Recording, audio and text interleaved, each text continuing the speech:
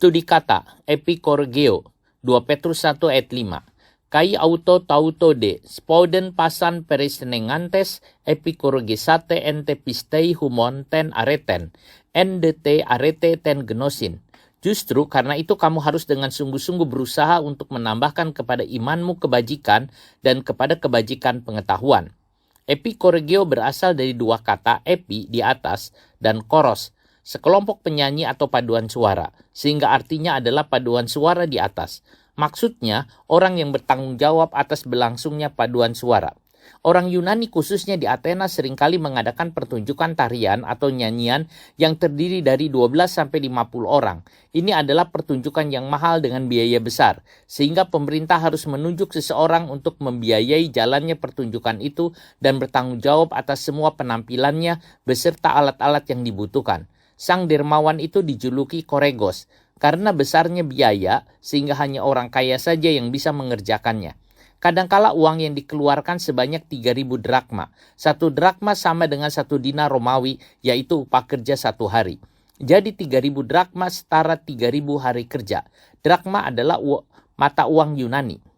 Rasul Petrus memakai kata epikorgeo untuk memerintahkan jemaat Tuhan agar menambah imannya dengan kebajikan, dan kebajikan dengan pengetahuan, dan pengetahuan dengan penguasaan diri, dan seterusnya, sampai memiliki karakter seperti Kristus. Penambahan-penambahan ini bagaikan suatu pertunjukan paduan suara yang terdiri dari 7 babak, dan ini membutuhkan biaya yang mahal, sehingga berakhir dengan sempurna dan sukacita besar, yaitu mengasihi semua orang. Orang yang ingin melakukan pertunjukan harus berani mengeluarkan modal besar. Jadi inti utamanya adalah jika kita mau bertumbuh dalam iman, kita tidak bisa duduk diam dan berharap ini terjadi secara ajaib. Kita perlu melakukan upaya yang ekstensif untuk bertumbuh, termasuk melakukan hal-hal praktis yang membuat iman kita efektif. Menjadi orang Kristen yang sejati membutuhkan biaya. Mengenal Kristus adalah anugerah Allah, tetapi pertumbuhan adalah usaha, ada harga yang harus dibayar. Orang Kristen yang malas tidak bisa bertumbuh. Lalu apakah biaya itu ditanggung oleh kita? Biaya ditanggung oleh Tuhan dan kita. Tuhan memberi segala perlengkapan yang dibutuhkan, sedangkan kita berusaha menjalankannya sebaik mungkin. Kita bangun pagi untuk berlatih, bergerak, menyanyi, bekerja keras, sehingga pertunjukan bisa dijalankan dengan sempurna. Sedangkan Tuhan mencukupi apa yang menjadi kebutuhan itu. Ia sanggup membiayai semua kebutuhannya. Korgeo juga memberi kita pemahaman tentang koreografi, di mana ada seseorang yang mengatur gerak di panggung. Bayangkan bahwa kita adalah produk koreografi Tuhan. Tuhan telah menulis musik dan kata-kata dan gerakan-gerakan yang harus dilakukan sebelum dunia diciptakan. Efesus 1 ayat 4.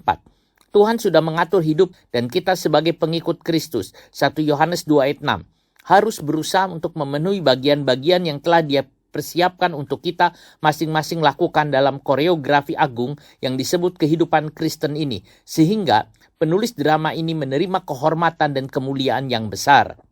Orang-orang Yunani senang dengan segala macam pertunjukan. Mereka rela merogoh uang dari kantong mereka sendiri untuk membiayai pertunjukan ini. Tidak heran banyak karya-karya besar yang lahir di Yunani.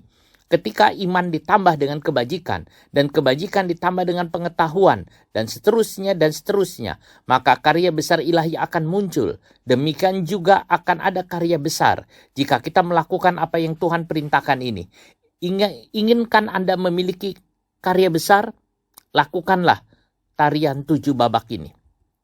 Menambah adalah perintah. Kita harus menyediakan sepenuhnya semua yang diutuhkan untuk menghasilkan karya. Ini membutuhkan kerjasama kita dengan Tuhan. Ini adalah karya Tuhan dalam kehidupan Kristen. Intinya adalah bahwa orang percaya telah diberikan sumber daya berlimpah yang cukup untuk menghasilkan kehidupan dan kesalehan, dan harus menggunakannya dengan cepat dan semangat agar kita dapat bertumbuh dalam kasih karunia. Amin. Haleluya.